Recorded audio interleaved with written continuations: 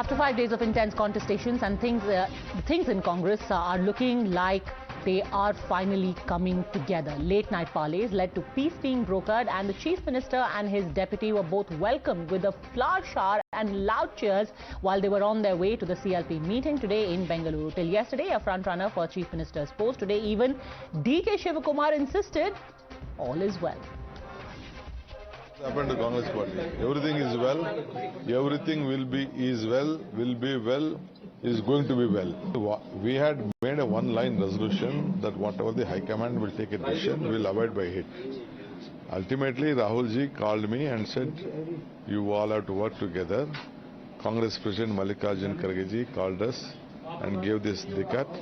We all have accepted whatever the formula has been generated.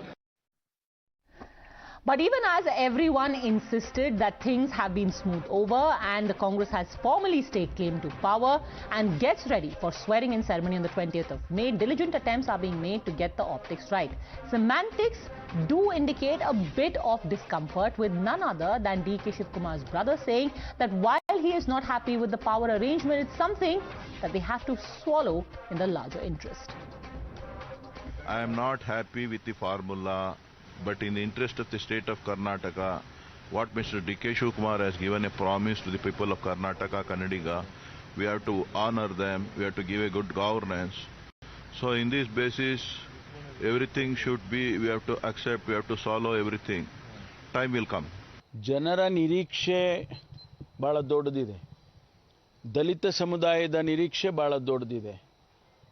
ಅದನ್ನ ಅರ್ಥ ಮಾಡಿಕೊಂಡು ನಮ್ಮ ವರಿಷ್ಠರು ತೀರ್ಮಾನಗಳನ್ನು ತಗೋಬೇಕಾಗ್ತದೆ.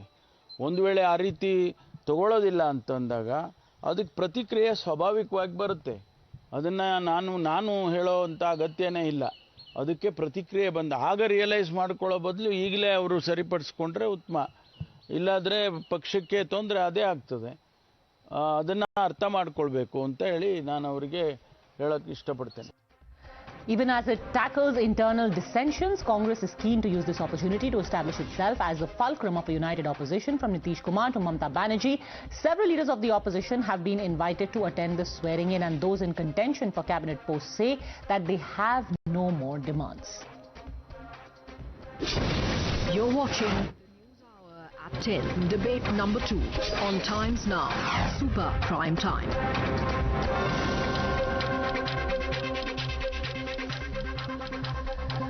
All right, with us on the debate, Khaliqur Rahman, leader of the BRS, Chitranjan Gagan, spokesperson of the JDS, Sanjay Jha, author, continues with us, as does Tushar Gupta, senior editor of Swarajya. We are joined also by GS Prashant, spokesperson of the BJP in Karnataka.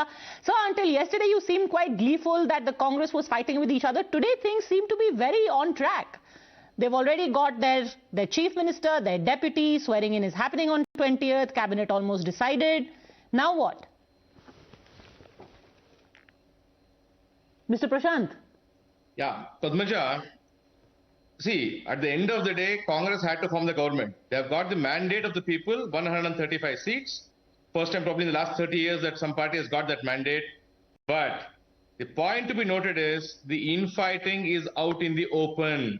The resolution, one line which was passed authorizing the AICC president to decide did not happen.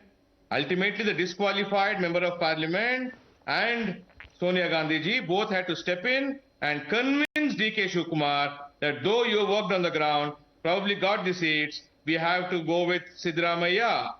It was only after the first family of Congress steps in and pacifies D.K. Shivakumar, this compromise formula has come out. And you just played out a clip from D.K. Suresh, who said we are not happy with it, but we are going with it to ensure that though he uses the word for the sake of people and governance, but at the end of the day, it's for power. It's very clear that they wanted to... Of course it is for power. It's not like you were fighting because it's an NGO. Even you were fighting for power. But no, it's not like that. What I'm saying is, what they're making it out to be, as if a sacrifice being made by D.K. Shivakumar, nothing like it. Okay, probably very ominous, Sanjay Jha, when D.K. Suresh ended by saying, we are swallowing this, but our time will come. Ominous. Exactly. Padmaja, this is Rajasthan story in the making. We've seen how Gehlot and Sachin Pilot have been fighting at loggerheads. the same thing will happen. Okay, but they still took out their entire 5 years. Okay, go on, Sanjay Jha. No, they'll start in 6 months here. Padmaja, the BJP never surprises me. I mean, the Congress has just won a very significant historic verdict. The people of Karnataka have told the BJP, your 40% Sarkara means you sit in the opposition and count the money that you made. And here there is no grace, there is no dignity, there is no humility in the conversation. I can see the schadenfreude in his voice. He was very happy that the Congress was struggling to form a government. Now when they have a government, then he says there is an open difference. This is never going to end. And I think in politics, we need at some point some civility, some decency. I can tell you, for example, when the BJP wins, I would congratulate them if they do well. I mean, I'm not going to say that they should collapse because the people suffer. But anyway, the larger point, I think the Congress party here is going to be a very different party from what you have seen in the past. And one reason, Padmaja, is this. The party has been, for the last couple of years, been at the receiving end of a lot of electoral setbacks. And I think you learn a lot from your defeats. For example, I can see the arrogance in the BJP is going to cost them more state elections and they might lose 2024. Because, this hubris, this belief that we never do wrong. I mean, at the moment, the BJP seems to be blaming the people. The people have voted the BJP out. And the Congress, yes, they have a problem in Rajasthan. They need to fix it. I totally agree.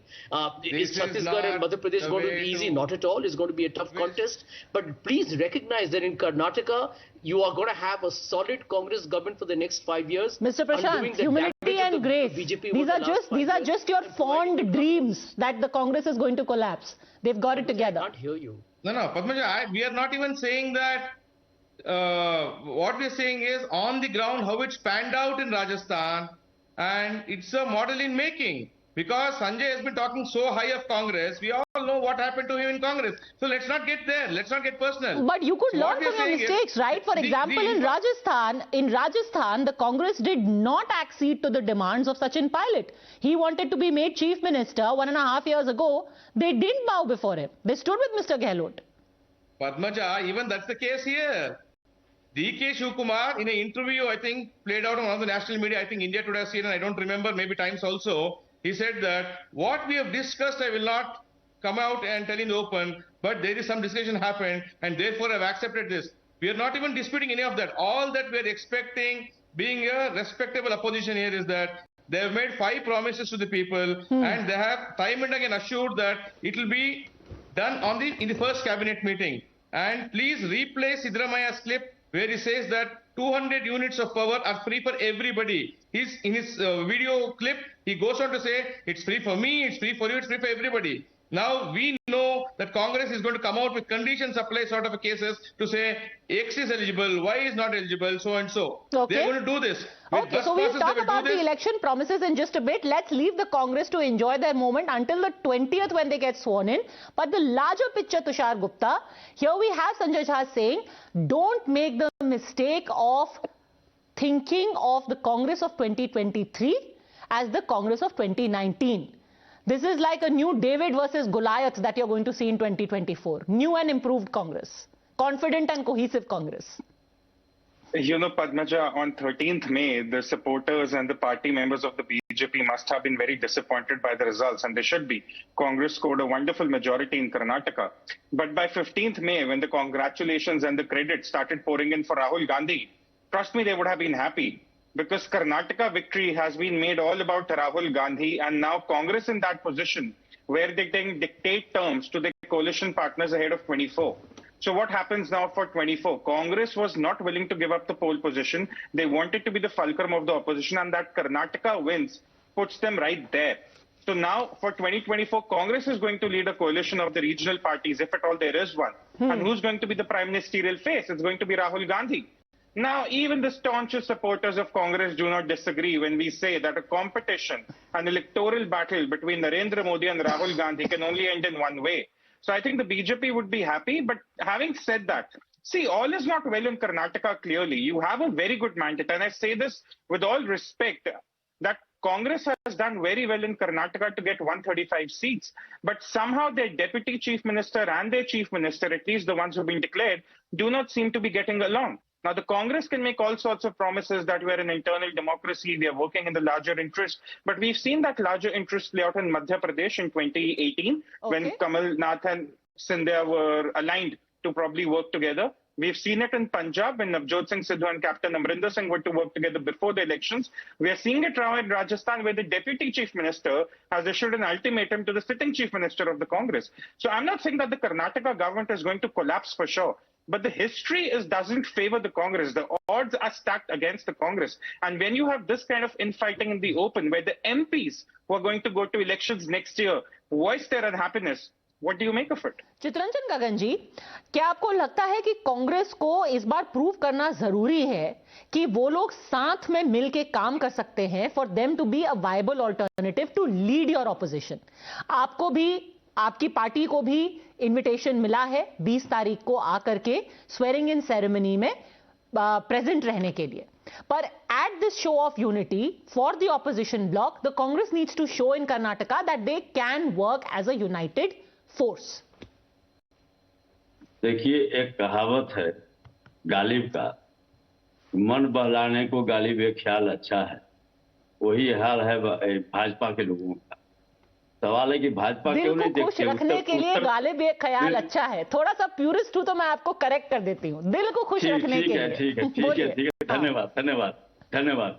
Uttar Pradesh में पिछली सरकार में कई उप मुख्यमंत्री बने थे और उत्तर प्रदेश के कई ऐसे हैं कि 15-15 दिन लग गया इनको कौन मुख्यमंत्री बनेगा उसको तय करने में. यह जो है सो पार्टी का अंदरूनी मामला है, डिस्कशन होता है. जहां उन्होंने अपनी सरकार बना ली, अब उनका 20 तारीख को होने वाला है. माय पॉइंट इज, अब जब आप लोग सब साथ में आ रहे हैं 20 तारीख को और 2024 की जाहिर सी बात है कि आप उसकी चर्चा करेंगे, तो क्या आपके मन में एक संशय रहेगा कि पता नहीं ये सरकार साथ में चल पाएगी कर्नाटका की, पता नहीं कहीं ये अगर हमें लीड करने की बात कर रहे हैं आपस में तो नहीं लड़ते रहेंगे? क्या ये कर्नाटका में उनको प्रूव करने की जरूरत है कि नहीं कांग्रेस अब एक यूनाइटेड फ्रंट है? पद्मजा जी, बड़ी हंसी आती है कि भाजपा को क्यों दर्द हो रहा है कि कर्नाटक की सरकार चलेगी नहीं चलेगी. निश्चित रूप से चलेगी. जिस जंग से एक ऐतिहासिक विजय हासिल हुई है कांग्रेस को कर्नाटका में, और जितना माननीय प्रधानमंत्री और गृह मंत्री जी जिस जगह से गली गली का दौरा किए, 30 किलोमीटर तक रोड शो हुआ, पता नहीं कितनी 111 की कितनी गालियां बता रहे थे. उसके बाद अंत में बजरंग बली का सहारा ली. उसके बावजूद भी कर्नाटक की जनता ने कांग्रेस पर भरोसा किया और शानदार जीत कांग्रेस को वहां पर मिला. तो आपको लगता है इससे 2024 के लिए आपको ढांढस बनता है? नो डाउट कोई शक सुबह नहीं होना चाहिए. और अधिकांश जो भी गैर भाजपा दल हैं जो इस देश को बचाना चाहते हैं, संविधान में जिनका भरोसा है, लोकतांत्रिक व्यवस्था में जिनका भरोसा है, सभी एक साथ आएंगे और इस सच्चाई को हम इनकार नहीं सकते हैं. ओके, सभी साथ में आएंगे, बट मिस्टर खलीकुर रहमान आप साथ नहीं आएंगे because you haven't been invited along with the Aam Aadmi Party. In fact, because Padmaja ji, you can very well understand that we are, the party who have been opposing the Congress party, and Congress is the principal opposition in our state. And we have been, in fact, bringing out in front of the people what the Congress, the wrongdoings in its rule of about more than 55 years. And what Congress has done, in fact, that is all before. But Congress but most people are hailing the win of the Congress as the ultimate beginning to opposing the BJP in 2024. That this is the model. This one victory of Karnataka will not put Congress in the big brother position, let me tell you. And Congress, in fact, what we pursue and what the country also pursues is a little bigger than a regional party, actually. It's Congress, I wouldn't call Congress a national party today, because Congress has lost its relevance as a national party. Because today you see, Congress is in power in just about 4 states. Now, because they'll be acquiring in Karnataka. And Karnataka also, even though the people of Karnataka gave them the absolute mandate, but after that, there was an internal turmoil which I had already predicted in the exit poll debates, which in fact came to the fore. I have to say it's quite rich. You're calling the Congress a regional party. They are in power in 4 states. You are in power in 1 state. So let Sanjay respond and Tushar Gupta. I mean, you just sneered at them. You are in power in 1 state. Just because you call yourself Bharat Rashtra Party doesn't mean that you become bigger than Congress. Anyhow, let Sanjay Jha respond, then Tushar Gupta. No, it is little bigger than a regional party, I said. Padmaja, I don't want to respond to Mr. Rahman. He's got his own regional parochial interest and he's going to attack Congress is understandable. I want to ignore that. No. The larger point is... We do it on... You know, I just believe, Padmaja, that when I hear the BJP or when I hear a BJP supporter like Tushar and other people who rubbish Rahul Gandhi, in fact, the Congress should encourage Tushar and the BJP, the RSS and the other, even Mr. Hemant, to rubbish Rahul. And I'll give you why it is actually boomeranging on all these guys. Look at one data point, and it's interesting to look at that data point from Karnataka's point of view. The ground, what the people feel. Rahul Gandhi's Bharat Jodo Yatra went through several districts in Karnataka. And look at the data. It tells you that 16 of the 21 districts that he went through, the Congress party won. And by the way, in 2018, the Congress had won only 5. So Rahul's impact at the ground level is much stronger than a lot of people give him credit for. And you're going to see it play out. So I think the Congress should allow people to rubbish Rahul. You see, it comes to a point... Mr. Khaliqur Rahman, watch out. Bharat Jodo passed through Telangana also. Next, you could see the Bharat Jodo effect in Telangana. A political leader. Yeah, definitely. I think the country will be able to see the effect of Rahulji's Bharat Jodo Yatra, which passed through Telangana, in fact. And yesterday, let me tell you, I was watching Mr. Pramod Kishan speaking on one of the channels, and he was demanding that Priyanka Gandhi ji be declared or announced as the Prime Minister candidate. So there is no consensus even within the Congress party, within the Congress leadership, as to who should be projected as the Prime Minister candidate. Tushar Gupta, then G.S. Prashant, yes. You know, Padmaja, because Sanjay Jha has given us such an interesting data point, so I'll respond with the data point. In 2019, Rahul Gandhi campaigned in 105 constituencies personally. Let's talk about Congress won just 16. No. You spoke about 2018, Mr. Jha. Let's be fair. I'm in the moment. Let me give you a point.